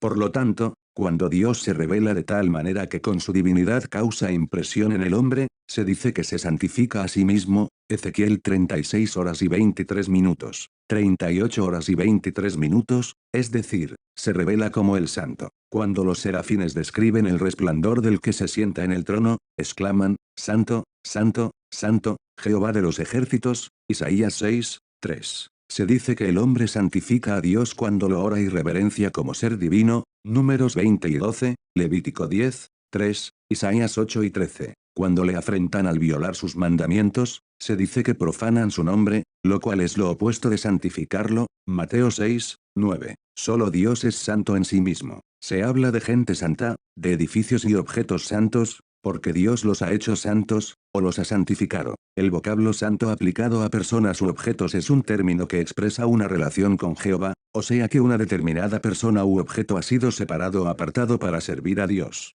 Habiendo sido así separados, los artículos deben ser limpios, y las personas deben consagrarse a fin de vivir de acuerdo con la ley de la santidad. Estos hechos constituyen la base de la doctrina de la santificación. 3.3.2 Justicia. ¿Qué diferencia hay entre santidad y justicia? La justicia es santidad en acción, constituye una de las respuestas. La justicia es la santidad de Dios manifestada en el trato justo con sus criaturas. El juez de toda la tierra, no ha de hacer lo que es justo, Génesis 18 y 25. Justicia es ajustarse a un nivel justo de conducta, es la conducta que corresponde con relación a los demás. ¿Cuándo manifiesta Dios este atributo? 1. Cuando declara inocente al que lo es, y condena al malvado y vela porque se haga justicia. Dios juzga, no como los jueces modernos lo hacen, por las pruebas que otros presentan en el tribunal, sino que descubre las pruebas por sí mismo. De manera entonces que el Mesías, y lleno del Espíritu Santo, no juzga según la vista de sus ojos, ni arguirá por lo que oyeren sus oídos, sino que juzgará con equidad y justicia.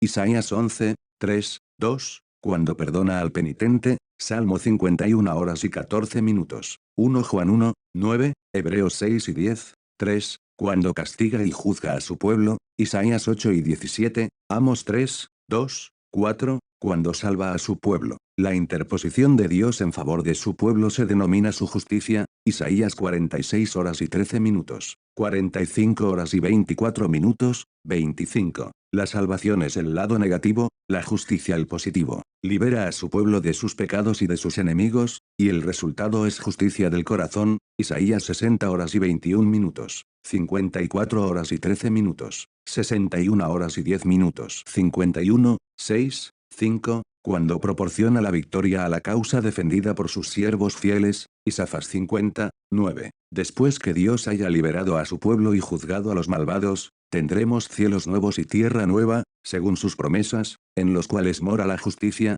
2 Pedro 3 y 13. Dios no solo trata o se conduce con justicia, sino que requiere justicia. Pero ¿y si el hombre ha pecado? Luego entonces imparte con misericordia la justicia, o justifica, al penitente. Romanos 4, 5. Esta es la base de la doctrina de la justificación. Se notará que la naturaleza divina es la base para el trato de Dios con el hombre. Según su naturaleza, o tal como es, se comporta o conduce. El santo santifica, el justo justifica. 3.3.3. Fidelidad. Es digno de la confianza más completa, sus palabras siempre se cumplirán. Por lo tanto, su pueblo debe reposar, por así decirlo, en sus promesas. Confer Éxodo 34, 6, Números 23 y 19, Deuteronomio 4 y 31, Josué 21, 4345, 23 y 14, 1 Samuel 15 y 29, Jeremías 4 y 28, Isaías 25, 1, Ezequiel 12 y 25, Daniel 4, Miqueas 7 y 20,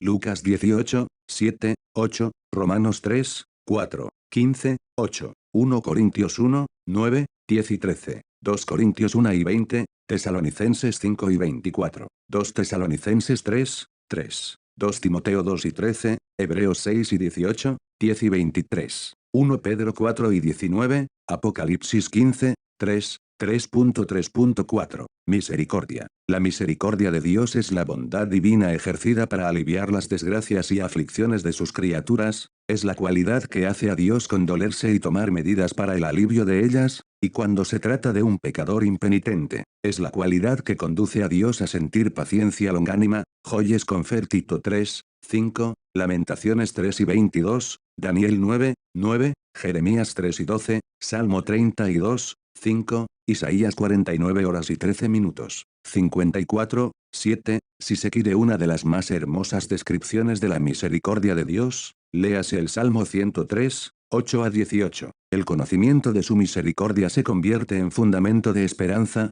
Salmo 130, 7, y fundamento de confianza, Salmo 52, 8. La misericordia de Dios se manifestó en forma preeminente al enviar a Cristo al mundo, Lucas 1, 78, 3.3.5. Amor. El amor es el atributo de Dios por cuya razón desea mantener una relación personal con los que llevan su imagen, y especialmente con los que han sido hechos santos y son como Él en carácter. Nótese de qué manera es descrito el amor de Dios. Deuteronomio 7, 8, Efesios 2, 4, Sofonías 3 y 17, Isaías 49 horas y 15 minutos, 16, Romanos 8 y 39, Oseas 11, 4, Jeremías 31, 3, nótese hacia quienes se manifiesta, Juan 3 y 16, 16 y 27, 17 y 23, Deuteronomio 10 y 18, nótese cómo se demostró Juan 3 y 16, 1 Juan 4, 9, 10, Romanos 9 y 13, 1 Juan 3, 1, Isaías 43, 3, 4, Isaías 63, 9, Tito 3, 7, Isaías 38 horas y 17 minutos, Efesios 2, 4, 5, Seas 11, 4, Deuteronomio 7 y 13, Romanos 5, 5, 3.3.6. Bondad. La bondad de Dios es ese atributo en razón del cual imparte vida y otras bendiciones a sus criaturas. Salmo 25, 8, Nahum 1, 7 Salmo 145, 9, Romanos 2, 4, Mateo 5 y 45, Salmo 31, 19, Hechos 14 y 17, Salmo 68 horas y 10 minutos, 85, 5. El Dr. Howard Agnew Johnson escribe lo siguiente: hace algunos años, fui invitado a cierta casa a almorzar. El anfitrión me pidió que diera gracias. Después de pedir la bendición sobre los alimentos, y de dar gracias por los bienes de Dios que teníamos ante nosotros, el dueño de casa dijo casi con aspereza: en realidad, no veo por qué esa ceremonia tenga razón de ser, puesto que yo mismo proporcioné la comida. A título de respuesta, le preguntamos, ¿se ha detenido alguna vez a pensar que si fracasara la siembra o la cosecha tan solo una vez en el mundo, la mitad de la gente moriría antes que viniera la próxima cosecha? ¿Y se le ha ocurrido pensar que si la siembra y la cosecha fracasarán durante 2 años sucesivos, todos morirían antes de la siguiente cosecha? Evidentemente sorprendido, admitió que nunca había considerado posibilidad tal. Luego insinuamos que estaba muy equivocado al decir que había proporcionado la comida que se nos había servido. Dios le había concedido la vida y la capacidad para ganarse la vida. Dios había depositado el germen de vida en los cereales y animales que empleábamos ahora para alimentarnos, lo cual él nunca hubiera podido hacer. Le sugerimos que había sido un colaborador de Dios, al valerse de las leyes divinas para la provisión de los alimentos que nos ofrecía. Luego le dijimos, si alguno le diera algo, usted le diría gracias. Y si el regalo se repitiera 2 o 3 veces al día, usted daría las gracias cada vez. Respondió afirmativamente. Ahora entiende por qué le decimos, gracias, a Dios toda vez que recibimos sus bendiciones. A ello respondió, ya veo que el dar gracias a Dios no es cuestión de simple honestidad, sino también de ser agradecido como corresponde. Para algunos la existencia del mal y del sufrimiento presenta un obstáculo para creer en la bondad de Dios. ¿Por qué un Dios de amor creó un mundo con tantos sufrimientos? Se preguntan. Las consideraciones siguientes quizá arrojen luz sobre el problema. 1. Dios no es responsable del mal. Si un obrero negligente arroja arena en un mecanismo delicado, ¿debe culparse por ello al fabricante? Dios hizo todas las cosas buenas, pero el hombre estropeó su obra. Sustraiga de los sufrimientos del mundo todo lo que es el resultado del pecado y obstinación del hombre, y no quedará mucho. 2. Dios es todopoderoso, y por lo tanto, el mal existe por su permiso. No podemos, en cada oportunidad, entender el por qué el Señor permite el mal, pues son inescrutables sus caminos. Al que es dado a hacerse conjeturas con exceso. El Señor le da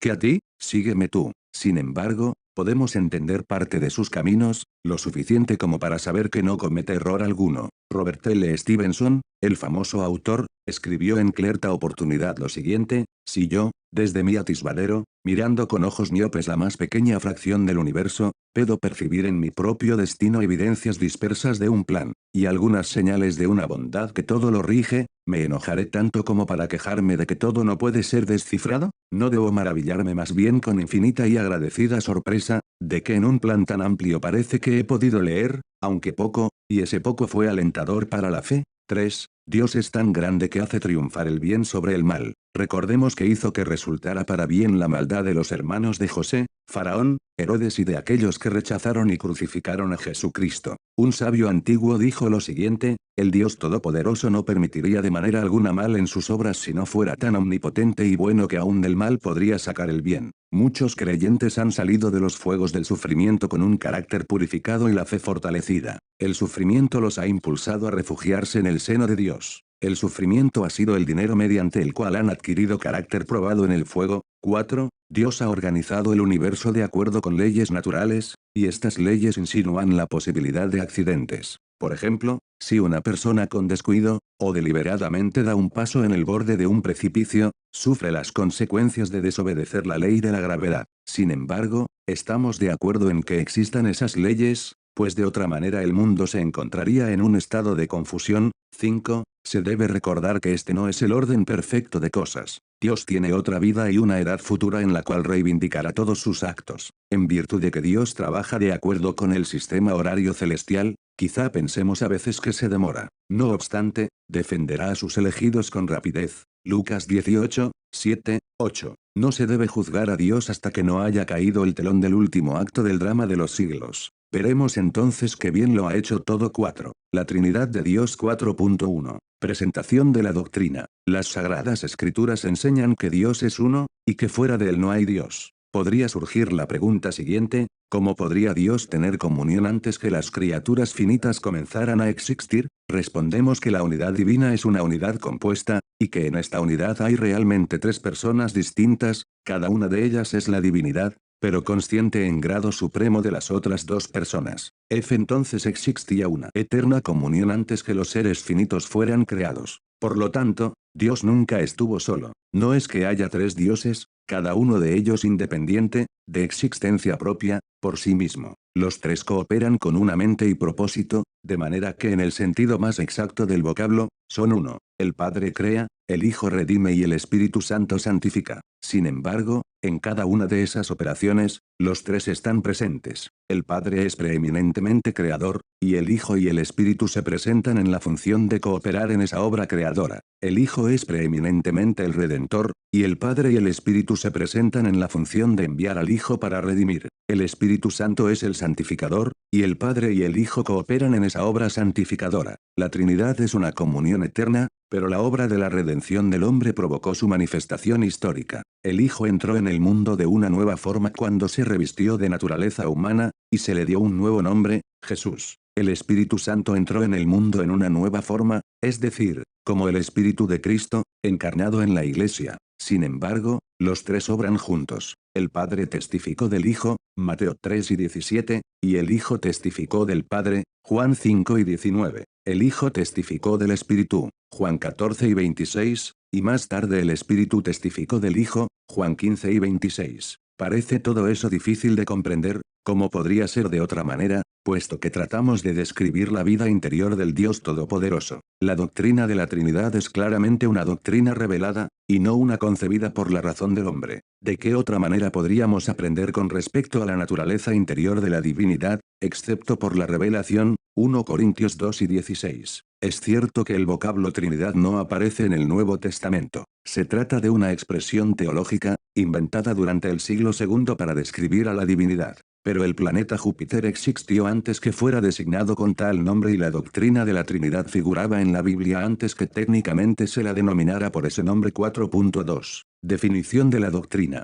Podemos comprender con toda facilidad por qué la doctrina de la Trinidad fue a veces malentendida y presentada erróneamente. Era difícil encontrar un vocabulario humano por medio del cual expresar la unidad de Dios y al mismo tiempo la realidad y distinción o claridad de las personas. Al poner énfasis con respecto a la deidad de Cristo, y a la personalidad del Espíritu Santo, algunos escritores parecen estar en peligro de caer en el triteísmo, o sea la creencia en tres dioses. Otros escritores, al recalcar la unidad de Dios, parecen correr peligro de olvidar la distinción entre las personas. Este último error es conocido con el nombre de sabelianismo, que fue iniciado por el obispo Sabelio, quien enseñaba que el Padre, el Hijo y el Espíritu Santo son simplemente aspectos o manifestaciones de Dios. Este error ha aparecido muchas veces en la historia de la Iglesia y es corriente aún en la actualidad. Es evidente que esta doctrina carece de fundamento bíblico, y se la excluye. Mediante las distinciones claras establecidas en las Escrituras sagradas entre el Padre, el Hijo y el Espíritu Santo. El Padre ama y envía al Hijo, el Hijo parte y retorna al seno del Padre. El Padre y el Hijo envían al Espíritu Santo, el Espíritu Santo intercede ante el Padre.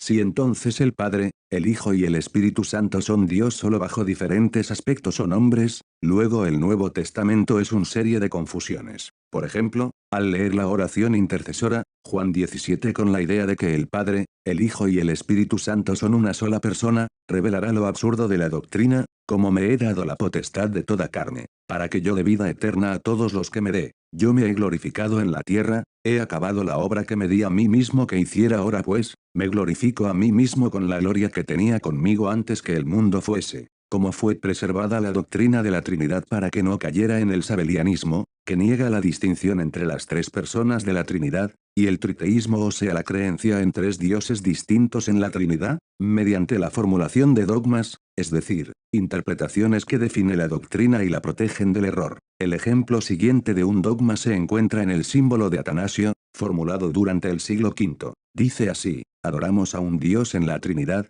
y la Trinidad en la unidad, sin confundir las personas, ni separar la sustancia, puesto que la persona del Padre es una, y la del Hijo otra, y la del Espíritu Santo otra. Pero del Padre, y del Hijo y del Espíritu Santo hay solo una divinidad, igual gloria y majestad coeterna. Lo que es el Padre, también lo es el Hijo y el Espíritu Santo. El Padre es increado, el Hijo es increado, el Espíritu Santo es increado. El Padre es inmenso, el Hijo es inmenso, el Espíritu Santo es inmenso. El Padre es eterno, el Hijo es eterno, el Espíritu Santo es eterno. Sin embargo, no hay tres eternos, sino solo uno. De manera que no hay tres seres increados, ni tres seres inmensos, sino un solo ser increado, un solo ser inmenso. De igual manera el Padre es omnipotente, el Hijo es omnipotente, el Espíritu Santo es omnipotente. Sin embargo, no hay tres seres omnipotentes, sino un solo ser omnipotente, de manera que el Padre es Dios, el Hijo es Dios y el Espíritu Santo es Dios. Sin embargo no hay tres dioses, sino un solo Dios. De igual manera el Padre es Señor, el Hijo es Señor y el Espíritu Santo es Señor. Sin embargo, no hay tres señores, sino uno solo. Así como nos vemos obligados en honor a la verdad cristiana a afirmar que cada una de las personas particularmente es Señor o Dios, así también nos vemos imposibilitados de decir que hay tres dioses o señores. El Padre no fue hecho de nadie, no fue creado, no fue engendrado. El Hijo salió del Padre, no fue hecho, ni creado, sino engendrado. El Espíritu Santo salió del Padre y del Hijo. No fue hecho, ni creado, ni engendrado, sino que procede de ellos. Por lo tanto, hay un solo Padre y no tres, un solo Hijo, y no tres, un solo Espíritu Santo, y no tres. Y en esa Trinidad no hay nada primero ni postrero, nada mayor o menor. Pero las tres personas coeternas son coiguales o mutuamente iguales entre sí, de manera que a través de todo, como se ha dicho arriba, tanto la unidad en la Trinidad como la Trinidad en la unidad deben adorarse. Esa declaración quizá nos parezca árida, complicada, llena de argumentos sutiles, pero en los primeros siglos demostró su eficacia para preservar la declaración correcta de verdades que eran valiosas y vitales para la Iglesia. 4.3. Demostración de la doctrina. Puesto que la doctrina de la Trinidad concierne a la naturaleza interior de la Trinidad, no podía conocerse a menos que lo fuera por revelación. Esa revelación se encuentra en las Sagradas Escrituras. 4.3.1. El Antiguo Testamento. El Antiguo Testamento no enseña ni clara ni directamente la doctrina de la Trinidad, y la razón es evidente. En un mundo donde la adoración de muchos dioses era cosa común, era necesario inculcar en el pueblo de Israel la verdad de que Dios era uno, y que no había nadie fuera de él. Si se hubiera enseñado con respecto a la Trinidad desde el principio, ello podría haber sido malentendido e interpretado erróneamente. Pero aunque no se menciona en forma explícita, el germen de la doctrina puede descubrirse en el Antiguo Testamento. Cada vez que un hebreo pronunciaba el nombre de Dios, Elohim decía realmente dioses, pues el vocablo hebreo está en plural, y a veces se emplea en el idioma hebreo con un adjetivo plural, Josué 24 y 18-19, y con un verbo en plural, Génesis 35, 7. Imaginémonos a un devoto e iluminado hebreo meditando sobre el hecho de que Jehová es uno,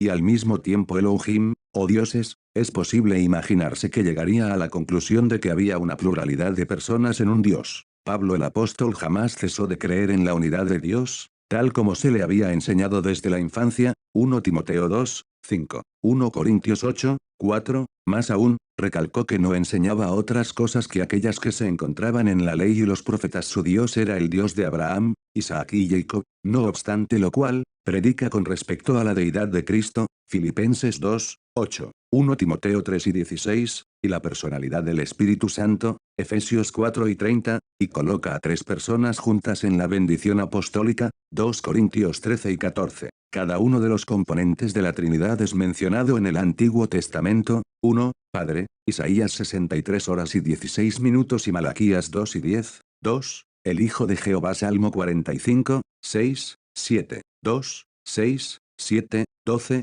Proverbios 30, 4, el Medias es descrito con títulos divinos, Jeremías 23, 5, 6, Isaías 9, 6. Se hace mención del misterioso Éngel de Jehová que lleva el nombre de Dios, y que tiene poder para perdonar pecados o retenerlos, Éxodo 23 y 20, 21, 3, el Espíritu Santo Génesis 1, 2, Isaías 11, 2, 3, 48 horas y 16 minutos, 61, 1, 63 horas y 10 minutos. La Trinidad está representada en la triple bendición de número 6, 2,26 y en la triple doxología, Isaías 6, 3, 4.3.2. El Nuevo Testamento. Los cristianos primitivos consideraban como base o fundamento de su fe la verdad de la unidad de Dios. Tanto a los judíos como a los gentiles podían testificarles, diciendo, creemos en un Dios. Pero al mismo tiempo tenían las palabras claras del Señor Jesús para demostrar que reclamaba para sí una posición y autoridad que hubiera sido blasfemia de su parte reclamarla si no hubiera sido Dios, y los escritores del Nuevo Testamento, al referirse a Jesús, emplean un idioma que indica que reconocían a Jesús como por sobre todas las cosas, bendito por los siglos, Romanos 9, 5. Y la experiencia espiritual de los creyentes confirma y apoya esas afirmaciones. Cuando conocían a Jesús, lo conocían como Dios. Lo mismo se puede decir del Espíritu Santo. Los cristianos primitivos no podían menos que creer que el Espíritu que residía en ellos, que los guiaba, les enseñaba y los inspiraba para caminar en novedad de vida, era un ser a quien podían conocer, y con quien podían tener verdadera comunión, y no una simple influencia o sentimiento. Y cuando leían el Nuevo Testamento, descubrían que en sus páginas se le asignaba al Espíritu Santo los atributos de la personalidad. De manera entonces que confrontaban a la iglesia primitiva dos verdades, a saber, que Dios es uno, y que el Padre es Dios, el Hijo es Dios y el Espíritu Santo es Dios. Y estas dos grandes verdades relativas a Dios constituyen la doctrina de la Trinidad. Dios el Padre era una realidad para ellos, el Hijo era una realidad para ellos, y así también lo era el Espíritu Santo. Y la única conclusión a que se podía llegar de esas verdades fue que en la divinidad había una distinción real pero misteriosa de la personalidad, distinción que se puso de manifiesto en la obra divina para la redención del hombre. Varios pasajes del Nuevo Testamento mencionan las tres personas divinas, compare Mateo 3 y 16, 17, 28 horas y 19 minutos, Juan 14 y 16, 17, 26, 15 y 26, 2 Corintios 13 y 14, Gálatas 4, 6, Efesios 2 y 18, 2 Tesalonicenses 3, 5, 1 Pedro 1, 2, Efesios 1, 3, 13, Hebreos 9 y 14, una comparación de textos tomada de todas partes de las Escrituras demuestra lo siguiente: 1. Cada una de las tres personas es creadora, aunque se afirma que hay un solo creador, Job 33, 4 e Isaías 44 horas y 24 minutos. 2. Se denomina Jehová a cada una de las personas, Deuteronomio 6, 4, Jeremías 23, 6, Ezequiel 8, 1, 3, el Señor, Romanos 10 y 12, Lucas 2 y 11, 2 Corintios 3 y 18, el Dios de Israel, Mateo 15 y 31, Lucas 1 y 16, 17, 2 Samuel 23, 2, 3, el legislador, Romanos 7 y 25, Gálatas 6, 2, Romanos 8, 2, Santiago 4 y 12, omnipresente, Jeremías 23 y 24, Efesios 1 y 22, Salmo 139, 7, 8, y la fuente de vida, Deuteronomio 30 horas y 20 minutos, Colosenses 3, 4, Romanos 8 y 10. Sin embargo, se afirma que hay un solo ser que se puede describir de esa manera. 3. Cada una de las personas hizo a la humanidad, Salmo 100, 3, Juan 1, 3, Job 33, 1, resucita a los muertos, Juan 5 y 21, 6 y 33, resucitó a Cristo, 1 Corintios 6 y 14, Juan 2 y 19, 1 Pedro 3 y 18, comisiona el ministerio, 2 Corintios 3, 5, 1 Timoteo 1 y 12, Hechos 20 y 28, santifica al pueblo de Dios, Judas 1, Hebreos 2 y 11, Romanos 15 y 16, y efectúa toda clase de operaciones de carácter espiritual 1 Corintios 12, 6, Colosenses 3 y 11 y 1 Corintios 12 y 11. Sin embargo, es claro que solo un Dios es capaz de hacer todo eso. 4.4. Ilustración de la doctrina. ¿Cómo es que tres personas pueden constituir un Dios? Esta es una pregunta que deja perplejos a muchos. No nos sorprende su perplejidad, puesto que al considerar o estudiar la naturaleza interna del eterno Dios, estudiamos una forma de existencia muy distinta de la nuestra. Al respecto dice el Dr. Peter Green, supongamos que hubiera alguien, una especie de ángel por ejemplo, o un visitante del planeta Marte, que jamás hubiera visto nada que tiene vida. Qué difícil le sería comprender el proceso del crecimiento. Entendería con facilidad de qué manera puede aumentar una cosa, por así decirlo, desde afuera, como un montón de piedras, por ejemplo, que se hace más grande a medida que se le añaden piedras.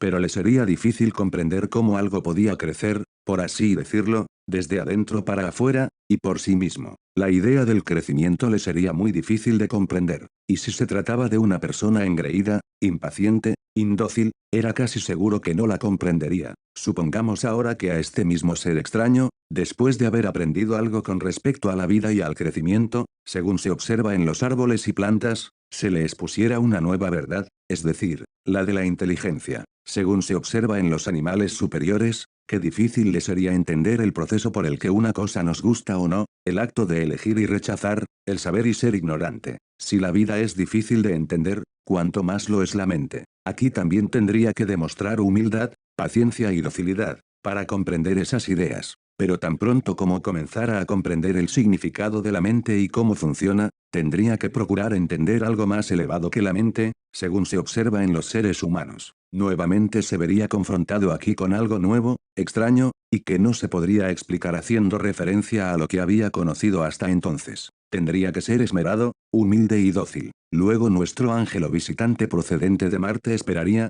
y nosotros también haríamos muy bien en esperar que cuando pasamos del estudio o consideración de la naturaleza del hombre, al estudio de la naturaleza de Dios, hallaremos algo nuevo. Pero hay un método mediate el cual las verdades que están por encima de la razón pueden, en cierto grado, ponerse a la altura de la razón. Nos referimos al uso de las ilustraciones o analogías, pero las debemos usar con cuidado, y no ir demasiado lejos con las comparaciones. Toda comparación renguea, dijo un sabio de la antigua Grecia. Aun en el mejor de los casos, son imperfectas e inadecuadas. Se las puede comparar con pequeñas linternas que nos ayudan a vislumbrar lo razonable de las verdades demasiado vastas para la comprensión perfecta. Se pueden obtener ilustraciones de tres fuentes, a saber, la naturaleza, la personalidad del hombre y las relaciones humanas. 4.4.1. La naturaleza nos proporciona muchas alegorias. 1. El agua es una, y sin embargo se la conoce en tres formas o estados: líquida, sólida y evaporada. 2. La electricidad es una, y sin embargo produce movimiento, luz y calor. 3. El sol es uno, y no obstante se manifiesta mediante la luz, el calor y el fuego. 4. Cuando San Patricio evangelizaba a los irlandeses, les explicó la doctrina de la Trinidad mediante el trébol de tres hojas. 5. Se ha señalado que todo haz de luz tiene tres rayos: el actínico o químico, el cual es invisible; el luminoso, el cual es visible; y el calorífico, que produce calor, y que se siente pero no se ve. ¿Dónde están estos tres? Hay luz, donde hay luz, tenemos estos tres. Juan el apóstol dijo: Dios es luz. Dios el Padre es invisible, se hizo visible por medio de su Hijo, y opera en el mundo por medio del Espíritu, que aunque invisible, es eficaz. 6. Tres bujías en una sala darán una sola luz. 7. Un triángulo tiene tres lados y tres ángulos. Si se le quita un lado, deja de ser triángulo. Donde hay tres ángulos, hay un triángulo. 4.4.2. La personalidad del hombre. 1. Dios dijo: hagamos al hombre a nuestra imagen, conforme a nuestra semejanza. El hombre es uno, no obstante lo cual posee naturaleza triple, pues consiste en cuerpo, alma y espíritu. 2. El tener conciencia de nosotros mismos nos señala la división de la personalidad. 4.4.3. Relaciones humanas. 1. Dios es amor. Dios ha amado desde la eternidad. Pero el amor requiere un objeto para ser amado, y al ser eterno, debe de haber tenido un objeto eterno de su amor, es decir, su Hijo, el eterno amante y el eterno amado. Y el eterno vínculo y expresión de ese amor es el Espíritu Santo. 2. El gobierno es uno, y sin embargo está compuesto de tres poderes: ejecutivo, legislativo y judicial.